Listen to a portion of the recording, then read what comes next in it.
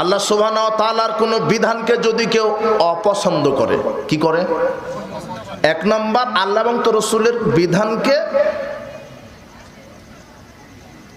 সে বিশ্বাস করে কিন্তু কটূক্তি করছে, অবহেলা করছে, তাহলে সে কি হয়ে যাবে? কাফের। আর দ্বিতীয়, আল্লাহ এবং তার রাসূলের কোনো বিধানকে অপছন্দ করা, মানে পছন্দই হয় না, সহ্যই হয় না। কি? আল্লাহর বিধান একটা, কি বিধান? চুরি করলে হাত কেটে দাও, এটা কার বিধান? এই বিধানকে যদি কেউ অপছন্দ করে তাহলে সে কি হয়ে যাবে? কাফের। মদ পান করলে আল্লাহ বলছেন যে 40 লাঠি পিটাও।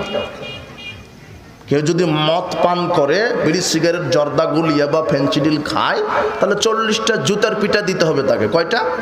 40টা। যদি কেউ গুল খায়, জর্দা খায়, বিড়ি খায়, সিগারেট খায়, সে হেডমাস্টার হোক, হেড মৌলানা হোক, মুহাদ্দিস হোক, যেই হোক, ভ্যান চালক হোক, রিক্সা চালক হোক, যদি কোরআন মাজিদটা সংসদে আইন হিসেবে থাকতো তাহলে বিড়িখুর, সিগারেটখুর, গুলখুর, জর্দাখুর, মাদকখুর, হিরোইনখুর, এদেরকে প্রথমে 40টা অ্যাপেক্স কোম্পানির জুতা দিয়ে 40টা জুতার বাড়ি দেওয়া লাগতো।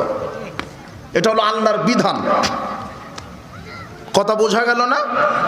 তাহলে এটা আল্লাহর বিধান, আর এই বিধানকে যারা অপছন্দ করে তারা কি? কাফের, একেবারে অরিজিনাল কাফের, যারা আল্লাহর বিধানকে অপছন্দ করে।